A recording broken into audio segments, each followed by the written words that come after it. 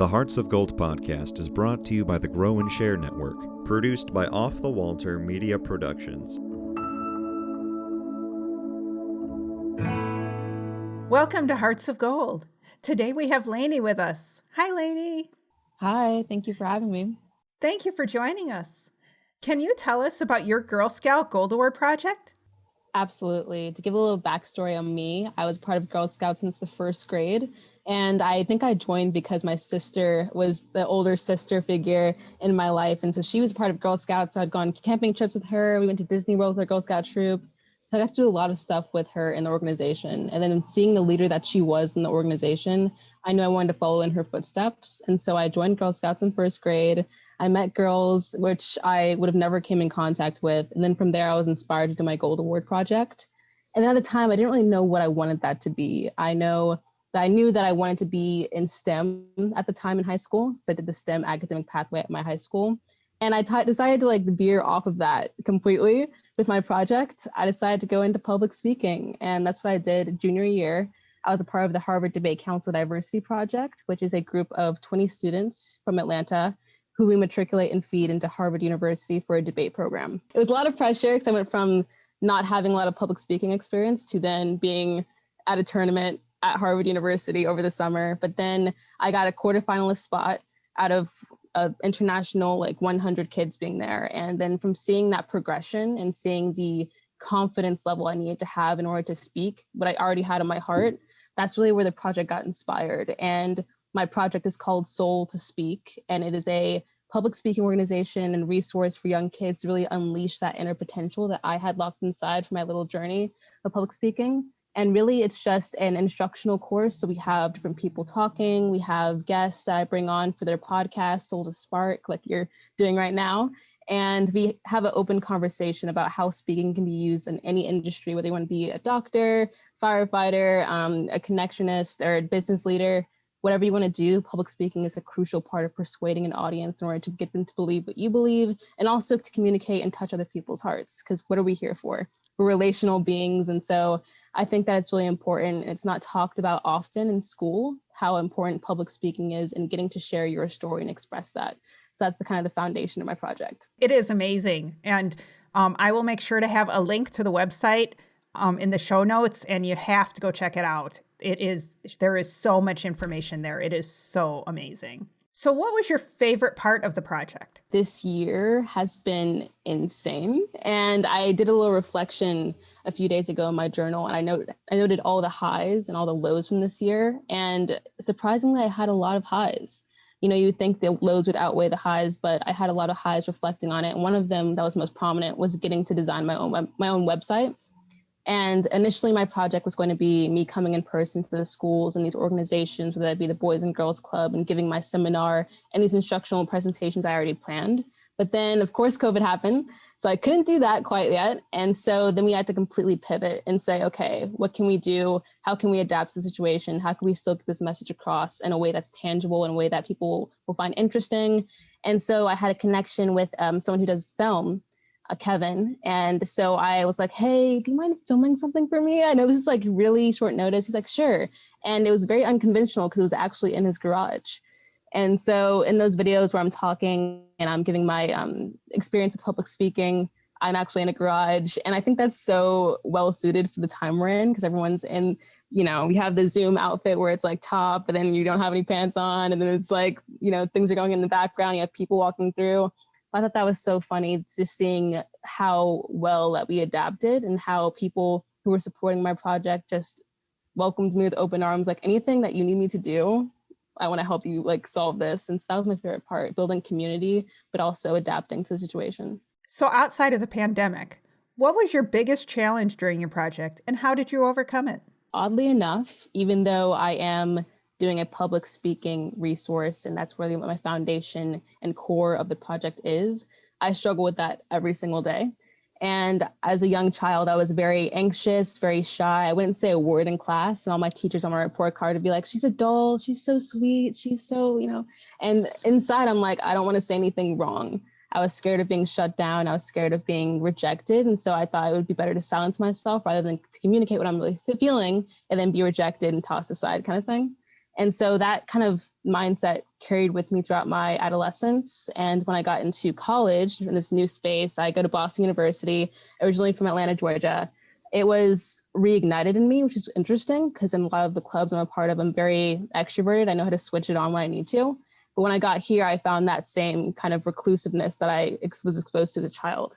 And so one of the hardest parts with this project was instilling confidence in others when sometimes I didn't have that within myself. There's days where I was insecure. I was like, what am I doing? Am I even capable of hosting my podcast? Am I capable of reaching out to these people and saying, hey, this is what I want to do? Am I even worthy of filming a public speaking instructional video when I still struggle with that every single day?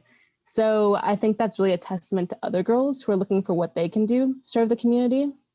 A lot of people come into service with this mindset of, if I don't have anything to give, then I shouldn't extend my hand to someone else. But it's like, hey, sometimes people all they need is a hand, you know what I mean? And since I didn't have the right resources or words or skills to bring people closer to their confidence, I know that they can see through me, their flaws, their insecurities, and know that that's affirmed in me.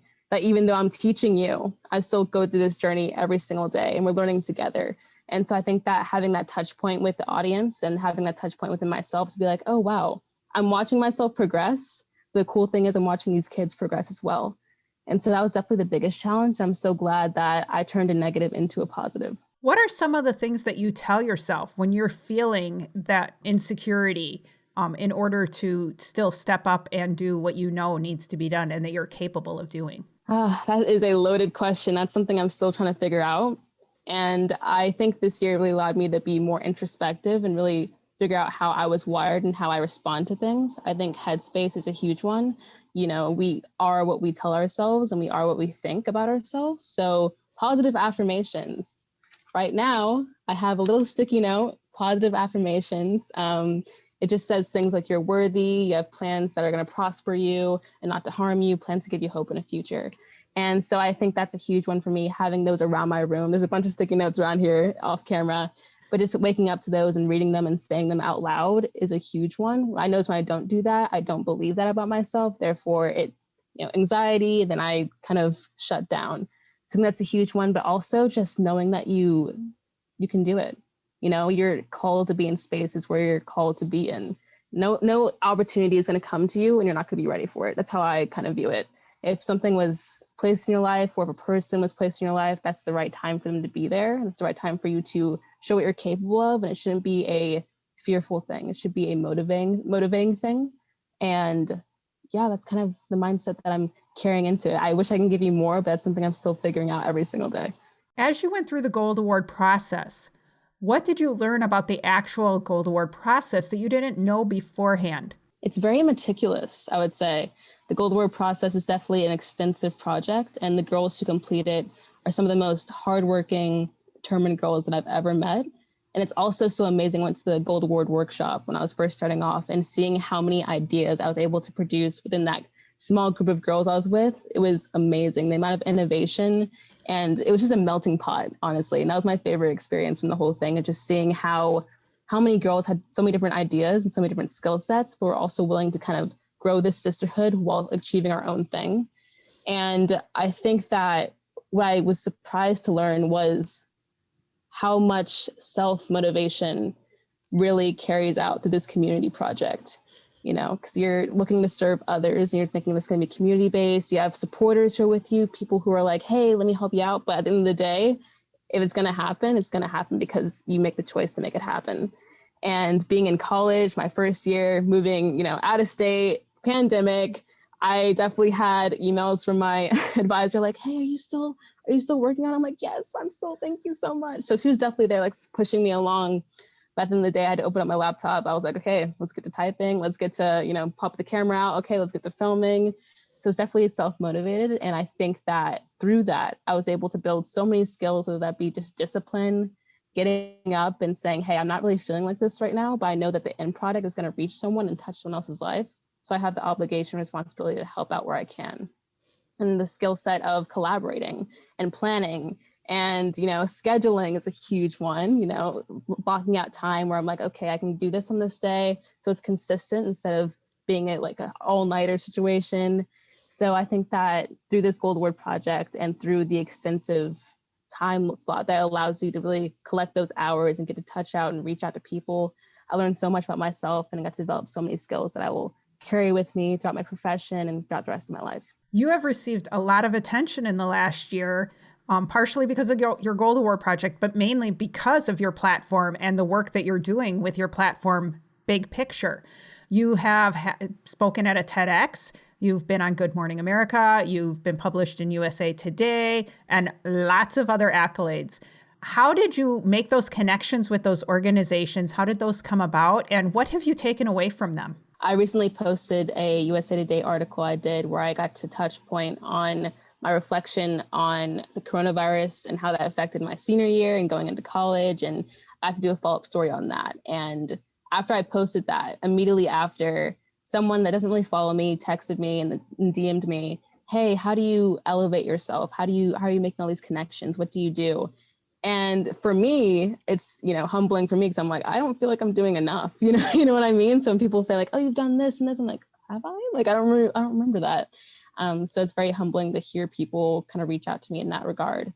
But I think that throughout my journey, people help people, point blank. And I've met so many people along the way through networking. That's been so vital for me, whether it be on LinkedIn, whether it be on, in person, when people get to see your character, they're like, okay, I remember this face, I remember this girl, hey, here's an internship. And that internship turns into, hey, here's a program that I want you to check out. And it just kind of is a chain line stream of consciousness. And it's really amazing to see how, if you believe in a higher power, how God places you in places to kind of elevate you. And that has been my journey. And I really haven't done much. When people come up to me like, how do you do this? Like, I really haven't. Like, I just said yes when the time is right. And when I feel like my boundaries won't be crossed in any way, I've just always been open to doing anything. And that's kind of how things just start like coming in. And when there is a dry spell sometimes and it can get discouraging. And when I remember those times of like, okay, this is my time of wait and not my time of pause. I think there's a difference. I'm waiting for the next thing. I think that's anyone who wants to make those connections or to anyone who gets more involved into whatever they're trying to do professionally, personally, I would say just networking is a huge one, but also leaning on the support system that you already have. Sometimes you don't need to look towards the future when the people who are in your inner circle in the present are your community and can lift you up. Looking to the future, what are you going to do with your project to keep it going? And what are the experiences that you've had this last year? Where are you taking your platform in the future? Focusing on the project first. I have been brainstorming ways to expand it into something that's more of a longevity project, something I take with me into my adulthood and my womanhood as I grow as a business professional and as I grow in my profession as a broadcast journalist, hopefully, fingers crossed. If that changes, then I'm cool with that too. But I definitely want to expand it into being a nonprofit. And I think that there's so many different kids out there and there's so many backgrounds of kids that don't get a chance to have that instructional training, to have that kind of license to be, okay, if I speak, that's one thing. And if I learn how to speak, that's great. But what are the benefits from that? So I definitely want to expand it, hopefully, into possibly having contests and having places where these people can go and show off what they learned and where these bright kids get the chance to actually show that light to others and get to touch them. So it's a wave effect. So it's not just me touching them, it's them touching others. I think that will be the best way to pay it forward and to see this kind of dream come into fruition is to see that dream come into fruition for other people. And so that's definitely something that I'm looking forward to in the future, expanding that once I get out of college and hopefully gain more experience personally to extend into the project. Platform-wise and brand-wise, I definitely want to get more into, I used to do spoken word a lot. And once I saw Amanda Gorman, I love her so much, at the inauguration, give her poem, The Hill We Climb, it was so moving for not only me, but also millions of Americans globally, internationally. It was a moving speech. And I definitely saw myself reflected in the words that she spoke and in herself as a being and her essence. So I definitely want to pour myself more into not only teaching others, okay, how do we build confidence? How do we reach inside ourselves and get the essence of storytelling? I want to be like, okay, how do I grow myself? How do I love what I do? How do I love the words that I speak? And I definitely want to grow myself in that capacity as well. And what are you currently studying, and how is that going to be included in your future? Right. So right now I'm doing a double major. I'm double majoring in public relations and journalism, since BU doesn't offer a broadcast journalism track. And so right now I'm trying to incorporate Daily Free Press, which is a journalism club. There's BU TV 10, which is a broadcast journalism club, WTBU, which is a radio news. So I'm trying to build these skills, like I said before. And I think that, to the second half of your question, how is this going to all blend into that profession? It really just streamlines, it parallels it pretty well. And I think that's really funny, seeing as though I was a STEM major in high school, and now I'm transitioning into something completely different, but it's okay. But I find that throughout the Gold Award experience and seeing how much I loved it and how much it wasn't really work, it was just me kind of filling a need that I had inside myself and also a need in my community. Seeing that and seeing how I can possibly take that same drive and motivation into my profession and wake up every day to a job that I love potentially, and a job that I'm enjoyed and excited and passionate to do. I think there's nothing better, really. And so I'm really thankful that, ironically, what I decided to do for my Gold Award kind of perfectly transcended into what I someday hope to do in the future. What was your biggest takeaway or piece of significance that came out of your Gold Award project? I would not have completed this project if it weren't for the people who were pouring life into me. And I think for so many girls that don't finish this project all the way to its completion, I can definitely relate to that. And I can definitely see how easy it would be to just give up on that insanely large dream that you start off with, because there's so many hurdles you have to jump through. And if you don't have a person who's supporting you and kind of helping you stand up right, it's so easy to fall back on it and let deadlines fall back and other commitments fall back. So for me, the biggest takeaway from this project was that there's always someone rooting for you. There's always someone on your team, even though when the odds are like stacked up against you, even though it's like 3 a.m. and you're like, why am I filling out this proposal again? Why am I doing this? There's always someone on your team. And for me, that was my mom.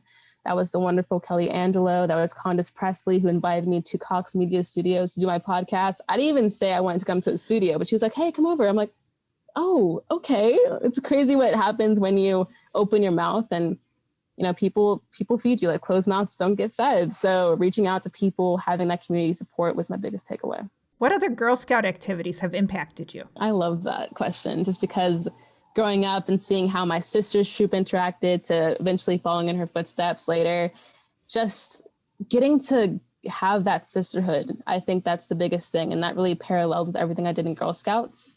One of the biggest things was Miss Media program for me. I joined that my sophomore year of high school, and I got to meet some amazing girls in media who are girl bosses, who are out here doing amazing things. And I couldn't be prouder to be in an organization with these amazing women. And through that organization, I got to go on B103 and have an hour-long segment on the radio, which is my first time doing that. And that was definitely a culture shock for me, because talking for an hour, it was supposed to be a 3-minute spot. And then they're like, oh yeah, just keep talking. I'm like, oh, okay, cool. And so that was my first experience on radio. And that wouldn't have been possible without Girl Scouts. And then from there, I got to interview Carrie Hilson at the Second Street Luncheon in 2018. And I got to do my first kind of interview with like a celebrity. And that was really cool. Like, how many girls can say they've done that, And so Girl Scouts has really just opened up so many pathways through that sisterhood outlet of just people supporting you, and then you supporting each other, and you going after your dreams, and you're like, go get it, girl. And I miss that so much, just being with my troop and just having those trips. We went skiing my senior year. There's so many different individual moments. I really can't pick one, but definitely the sisterhood of it all. What words of inspiration would you give to someone who is going through the Gold Award process and perhaps struggling? Ironically enough, I met with a girl who is my age, and she didn't get a chance to complete her Gold Award, but she saw my post and she asked me questions about it.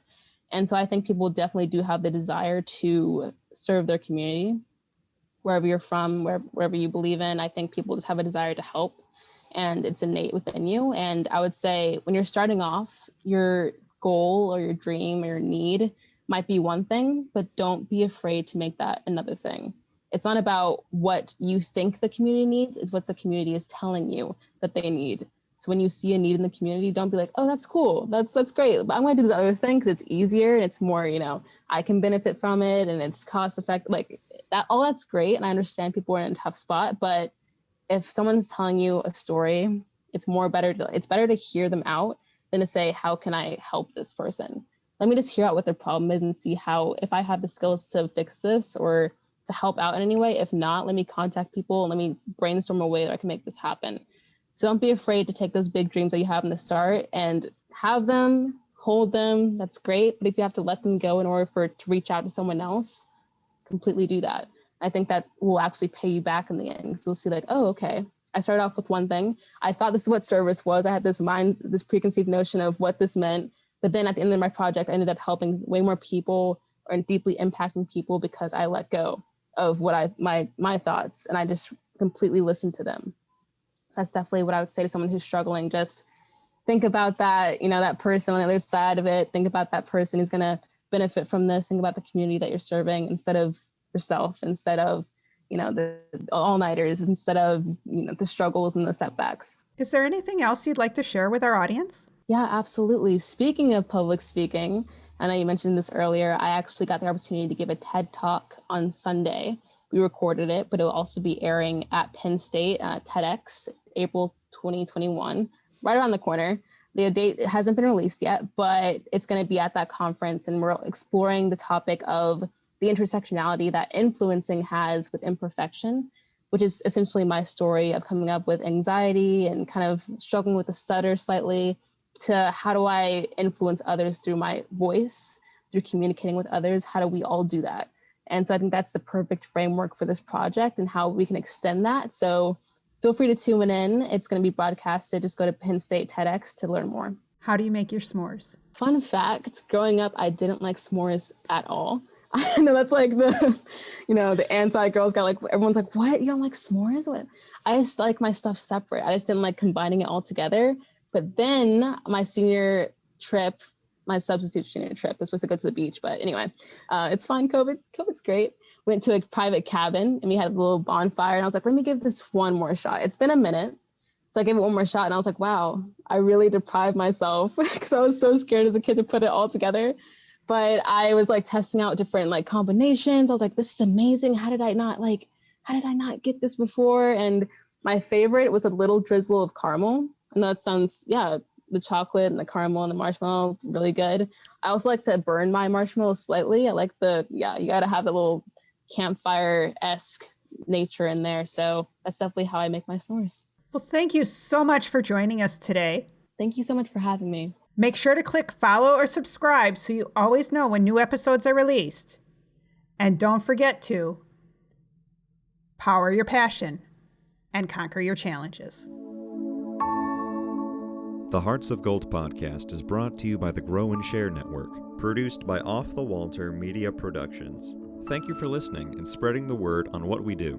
If you want to share your story of how you earned your Gold Award, reach out and send an email to growandshare@outlook.com. Be sure to listen to the newest episodes on your favorite podcast app, as well as view the full video episodes on youtube.com/Cheryl M. Robinson. That's youtube.com/Cheryl, the letter M, Robinson. Take care, and we'll see you next time.